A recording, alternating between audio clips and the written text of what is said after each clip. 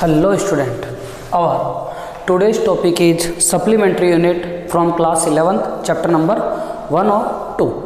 तो आज का अपना जो टॉपिक है ना वो है बेटा पूरक मात्रक। देखो यार पूरक मात्रक होता क्या है या कितने प्रकार के होते हैं या कितने टाइप के होते हैं और ये कैसे कैसे काम करते हैं ये अपन आज पढ़ेंगे।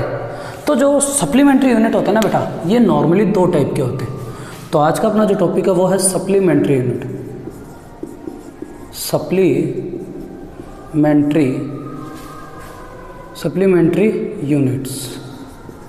यूनिट्स जिसे हिंदी में बोलते हैं पूरक मात्रक।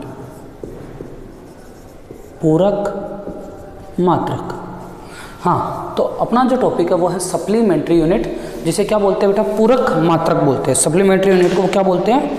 पूरक मात्रक। ठीक है भाई। अभी कितने प्रकार के होते हैं? दो प्रकार के होते हैं। कौन कौन से? एक तो होता है रेडियन और एक होता है स्टेरेडियन। हाँ भाई देखो, एक तो रेडियन तुमने सब दोनों चीज़ें पढ़ी, रेडियन तो तुमने पढ़ा है, स्टेरेडियन का मेरे को पता है।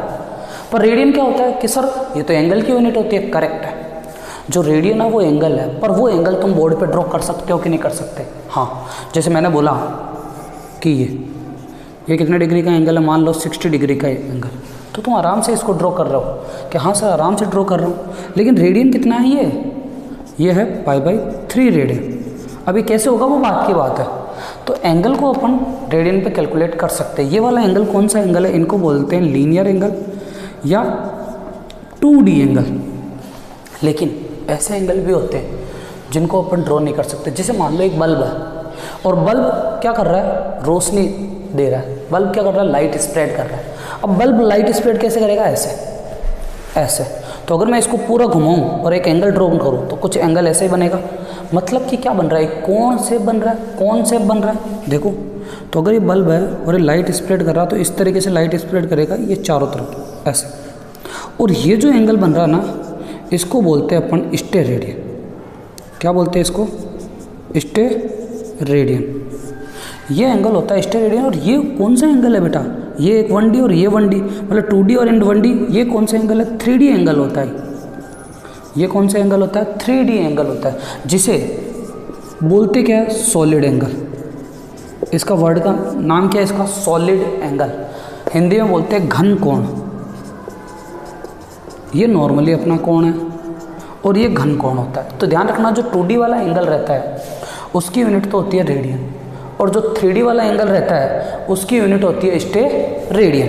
तो यही अपने जो दो यूनिट्स है और यही दोनों यूनिट्स क्या कहलाते हैं? अपने सप्लीमेंट्री यूनिट्स। तो सप्लीमेंट्री यूनिट कितने टाइप्स के होते हैं? सप्लीमेंट्री यूनिट सर दो टाइप के होते हैं, पहला और दूसरा। पहला होता है रेडियन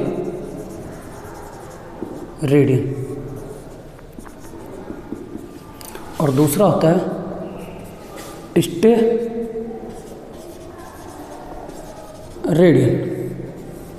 तो पहली यूनिट क्या होती है? रेडियन, और दूसरी यूनिट क्या होती है? स्टेरेडियन। ठीक है भाई, इन पर चर्चा करते हैं। रेडियन क्या होता है? तो ये एंगल की यूनिट होती है। और एंगल क्या होता है सर?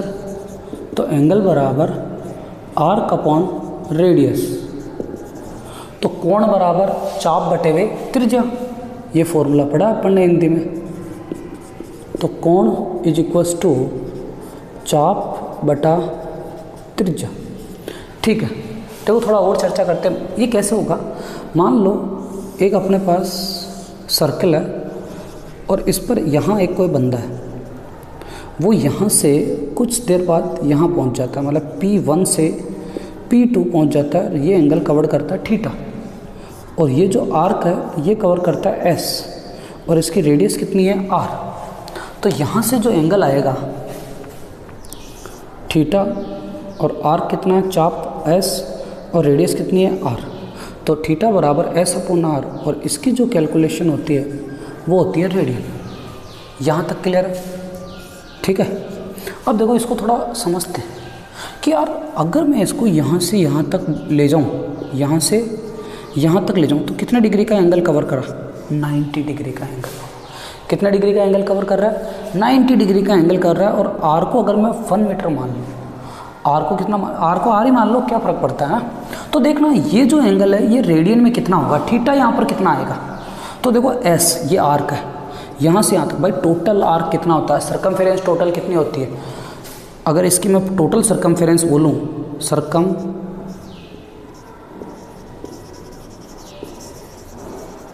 सर्कमफेरेंस क्या होती है 2πr, लेकिन ये तो 1/4 होता है, तो 2πr का 1/4 तो s हो गया, तो वेयर s कितना हो जाएगा 2πr/4।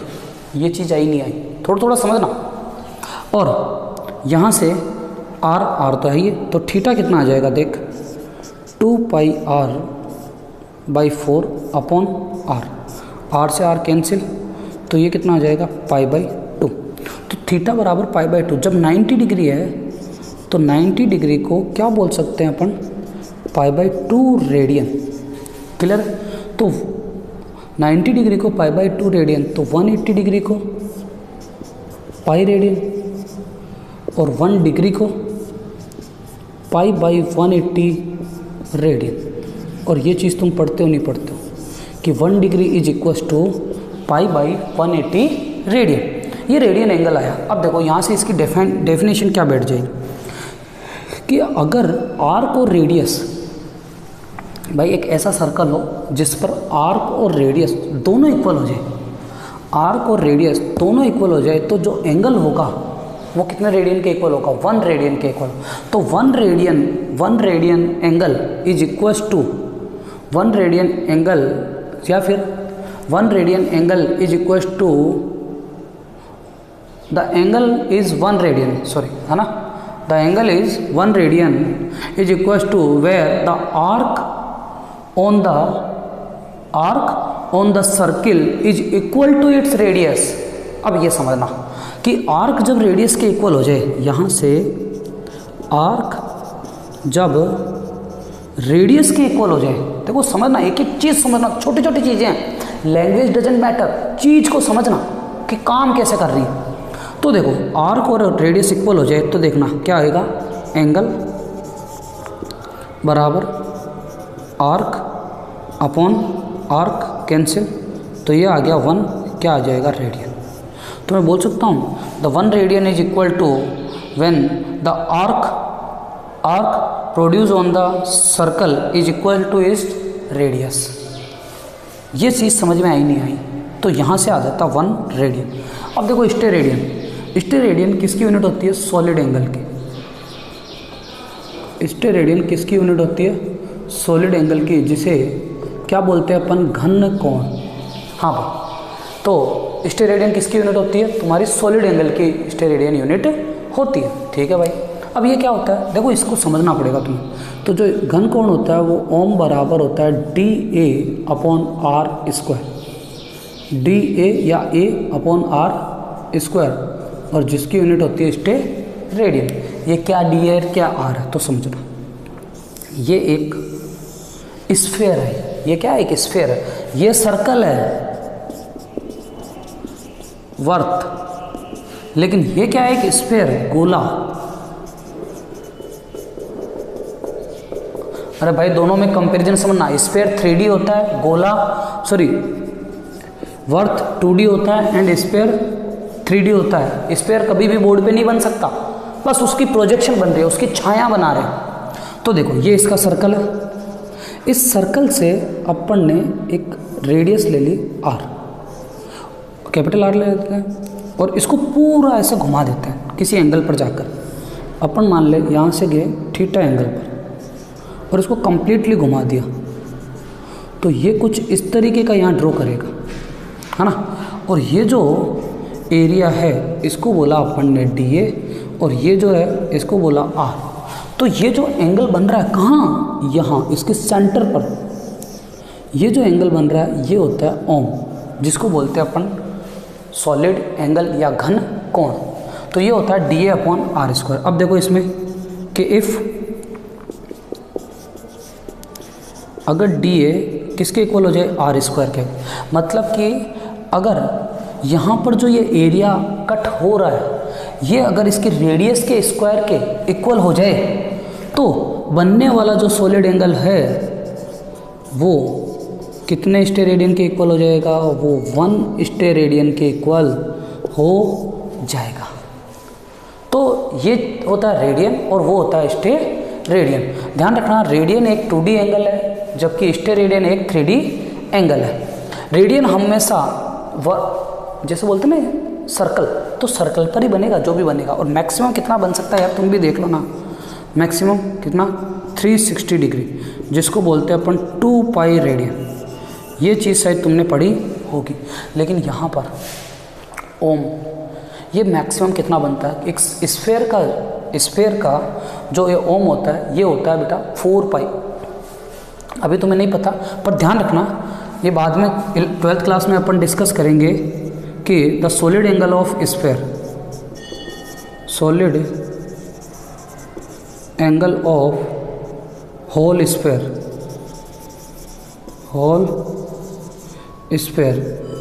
Is equals to 4 pi. ये 4 पाई होता है इसका सॉलिड एंगल, 4 पाई स्टेरेडियन। तो देखो अगर 4 पाई होगा तो यहाँ से इसका सरफेस एरिया कैसे निकलेगा, अपने को पता है ओम बराबर A upon R square, A upon R square capital ले लो। अब देखो ओम कितना है 4 पाई, ए तो ए और आर स्क्वायर ये, तो आर स्क्वायर को इधर भेज दिया, तो 4 pi R square is equals to A. क्या ये ए बराबर क्या है, surface area of the sphere, पूरे स्फीयर का सरफेस एरिया कितना होता है 4 पाई आर स्क्वायर होता है, नहीं होता है, यहाँ से आता है। तो यहाँ से ये क्या किसको रिप्रेजेंट करते हैं, surface area of sphere, surface area of the sphere 4 pi R. अब तुम बोलोगे सर ये ओम बराबर 4 पाई कैसे आता, तो बेटा इसकी एक 12th क्लास जैसे ही स्टार्ट करेंगे अपन, 12th क्लास के 2nd चैप्टर में ये पूरा का पूरा सॉलिड एंगल की एक डेरिवेशन होगी जो किस किस के बीच में एंगल रिलेट करेगी, solid angle and linear angle, इन दोनों के बीच का एंगल रिलेट होता है। मैं बता देता हूँ, वैसे फॉर्मूला काम नहीं आएगा तुम्हारे कहीं पर भी, लेकिन याद रख लेना, ओम बराबर 2 पाई 1 माइनस कोस एल्फा या कोस थीटा जो भी हो तुम बोलो स्टेरेडियन। ये होता है that is the relation between solid angle and alpha is the linear angle. Alpha की जगह तुम थीटा ले लो, ज़्यादा अच्छा रहेगा।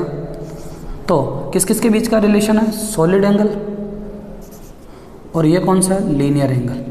तो सॉलिड एंगल और लीनियर एंगल के बीच का रिलेशन होता है, मतलब घन कोण और नॉर्मली जो अपना कोण होता है, उन दोनों के बीच में जो संबंध होता है वो होता है ओम बराबर 2 पाई 1 माइनस कोस थीटा। और इसकी एक डेरिवेशन है जो अपन 12th क्लास में डिस्कस करेंगे, और वो भी चैप्टर नंबर 2 में। बोलो यहाँ तक ये चीज़ समझ में आई कि नहीं आई, क्लियर है यहाँ तक सबको, ठीक है। तो ध्यान रखना, थोड़ा सा अपन जल्दी से जल्दी इसको रिवाइज कर लेते हैं कि भाई सप्लीमेंट्री यूनिट कितने टाइप के होते हैं, सिर्फ 2 टाइप के होते हैं। कौन कौन सी, पहला रेडियन और दूसरा स्टेरेडियन। जो रेडियन होता है वो 2D एंगल होता है और जो स्टेरेडियन होता है वो 3D एंगल होता है। जो 2D एंगल होता है वो अपन आराम से बोर्ड पे ड्रॉ कर सकते हैं, जो 3D एंगल होता है वो उसे अपन बोर्ड पे ड्रॉ नहीं कर सकते, केवल उसकी प्रोजेक्शन ड्रॉ कर सकते हैं जैसा अपन ने अभी बनाया है, ठीक है। और the relation between the solid angle and linear angle is ओम बराबर 2 पाई 1 माइनस कोस थीटा। यहाँ तक अपन पढ़ चुके हैं, क्लियर है यहाँ तक। तो आराम से इसका स्क्रीनशॉट ले सकते हो। ओके बेटा, थैंक यू।